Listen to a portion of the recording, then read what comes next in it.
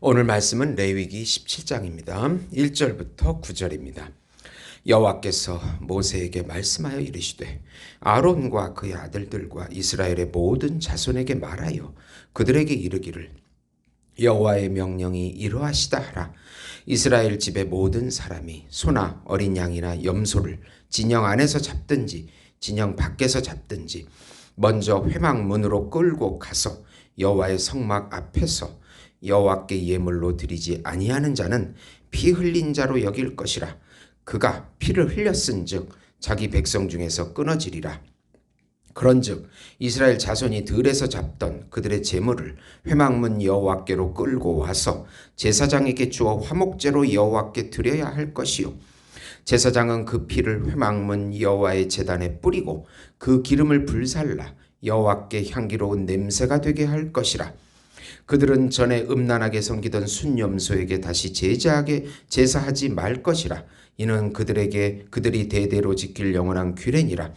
너는 또 그들에게 이르라. 이스라엘 집 사람이나 혹은 그들 중에 거류하는 거류민이 번제나 제물을 드리되 회막문으로 가져다가 여호와께 드리지 아니하면 그는 백성 중에서 끊어지리라. 아멘.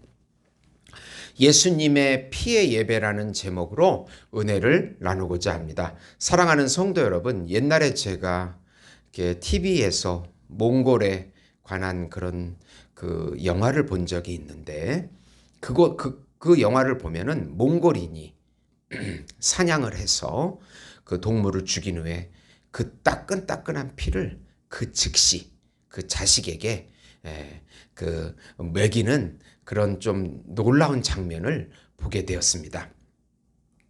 그 피를 먹는 것은 그 동물의 생명을 취하는 것이고 그 동물의 기운을 얻는다는 의미입니다.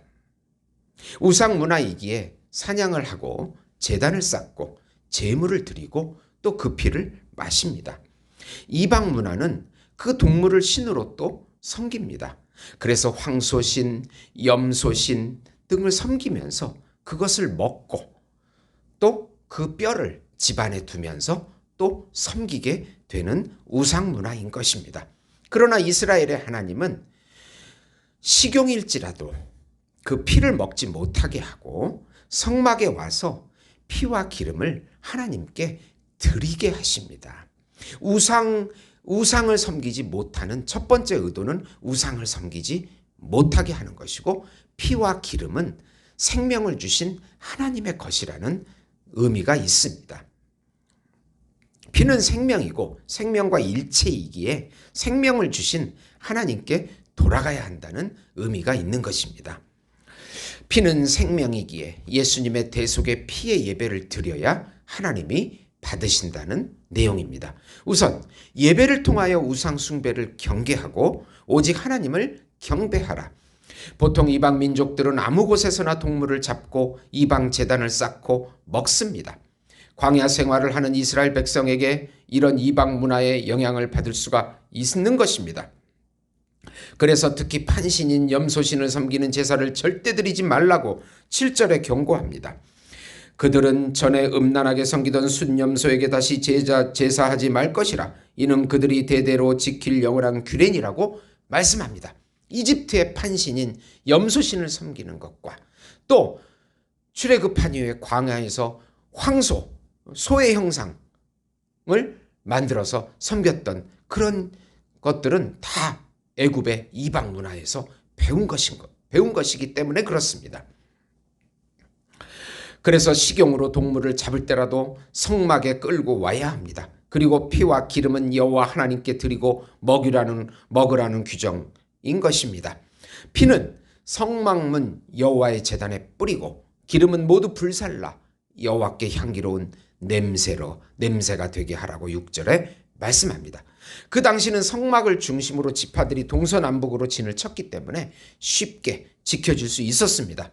그러나 신명기에서는 앞으로 가나안에 들어가면 성전 문화가 세워질 것이기 때문에 먼 곳에 있는 사람들은 매번 그렇게 동물을 잡을 때마다 성전으로 올 수가 없는 것입니다. 그래서 새로운 규정을 주시는데 신명기 12장 15절 18절입니다. 그러나 내 하나님께서 내게 복을 따라 주신 각성에서 내 마음에 원하는 대로 가축을 잡아 그 고기를 먹을 수 있으나 곧 정한 자나 부정한 자를 막론하고 노루나 사슴을 먹는 것 같이 먹으려니와 오직 그 피는 먹지 말고 물같이 땅에 쏟을 것이며 너는 곡식과 포도주와 기름의 11조와 내 소와 양의 처음 난 것과 내 서원을 갚는 예물과 내 낙헌 예물과 내 손의 거제물을 내 각 성에서 먹지 말고 오직 내 하나님 여호와 앞에서 넌 레위인과 함께 그것을 먹고 또 내 손으로 수고한 모든 일로 말미암아 하나님 여호와 앞에서 즐거워하되 라고 합니다. 그러니까 절기를 정해서 그 절기 때만큼은 성전으로 와서 그렇게 제사를 드리면서 레위인과 함께 먹으라고 말씀하고 있는 것입니다. 피의 예배를 드리라고 명령하는 것입니다. 참 예배는 우상 숭배를 방지하는 목적이 있고 오직 중보자 하나님이신 예수님의 피의 예배로 드려지는 예배만을 하나님께서 받으신다는 것입니다.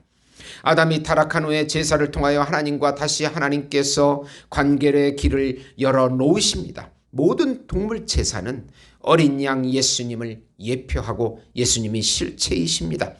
예수님의 피의 예배를 통해서만 하나님을 만날 수 있습니다. 중보자 하나님이신 예수님의 제사만을 하나님이 받으시고 그 예배를 통해 하나님과 연합이 되어 생명과 사랑을 다시 누리게 하시는 것입니다. 두 번째로 제사로 드려지는 제물의 피는 생명을 의미하고 죄를 속하는 대속 기능으로 예수님의 피의 예배를 드려라. 모든 이스라엘 백성들은 피를 먹어서는 안 된다고 규정을 합니다. 피는 생명이고 우리의 죄를 속하여 제단에 뿌려진 것입니다. 피 흘림이 없은즉 죄사함이 없다고 말씀하십니다. 일체 피는 먹어서는 안 되고 식용으로 잡은 동물의 피도 땅에 쏟아서 흙으로 덮도록 13절에 말씀하십니다. 혹시 스스로 죽은 동물이나 들짐승에게 찢겨 죽은 동물도 먹지 말라고 정합니다. 만약 먹는 사람은 그의 옷을 빨고 물로 몸을 씻고 저녁까지 부정하다고 15절에 말씀합니다. 피는 생명과 일체라고 하십니다. 동물의 피는 예수님의 피의 모형이 됩니다. 광야에서는 피를 제단에 뿌립니다. 가나안 정착 후의 성전에는 또 피가 뿌려집니다. 예수님이 오신 이후에는 그 피가 영적으로 우리에게 뿌려집니다. 그래서 우리가 죄사함을 얻고 의롭다고 여겨지는 것입니다. 여기서 문자적으로 피를 단지 먹지 말라 그런 의미로 받아들이지 마시고 이제 우리는 어떤 것이든지 먹을 수 있습니다. 네. 그 예수님의 살과 피를 먹으라는 뜻은 예수님의 연합을 의미하고 칭의가 되었다. 접붙임되었다. 새 언약을 맺게 되었다. 그런 의미가 되는 것이고 성찬을 통해서 그 살과 피를 먹는 것은 그것을 기념하는 것입니다. 예수님과의 새 언약을 기념하는 영적인 의미가 있는 것입니다. 예수님께서는 예배를 통하여 자신의 살과 피를 먹으라고 상징적으로 그렇게 표현하신 것입니다. 네, 저는 어릴 때부터 하도 목사님들께서 피를 먹지 말라고 그래서 선지를 잘 먹지 못합니다. 그러나 여러분 문자적으로 받아들이면 먹지 않는 분도 있는데 먹어도 상관이 없습니다. 영적인 의미에서 예수님의 살과 피를 먹고 그 연합을 붙잡고 성화의 삶을 살라는 의미로 해석하시면 되겠습니다. 히브리서 10장 10절 12절 보시면 이 뜻을 따라 예수 그리스도의 몸을 단번에 들이심으로 말미암아 우리가 거룩함을 얻었노라. 제사장마다 매일 서서 섬기며 자주 같은 제사를 드리되 이 제사는 언제나 죄를 없게 하지 못하거니와 오직 예수 그리스도는 죄를 위하여 한 영원한 제사를 드리시고 하나님 우편에 앉으사 예수님의 말씀과 영으로 드려지는 신령과 진정의 예배, 그 예배를 통하여 우상 숭배를 거부하고 오직 예수님의 피의 예배를 통해서 하나님께서 받아주시고 우리에게 은혜와 생명과 평안을 주시는 것입니다. 이 믿음으로 오늘도 승리하시는 우리 예수목장교회 성도 여러분이 되시기를 예수님의 이름으로 축원드립니다. 하나님, 예수님을 사랑하지 않는 것은 저주를 받는다고 하십니다.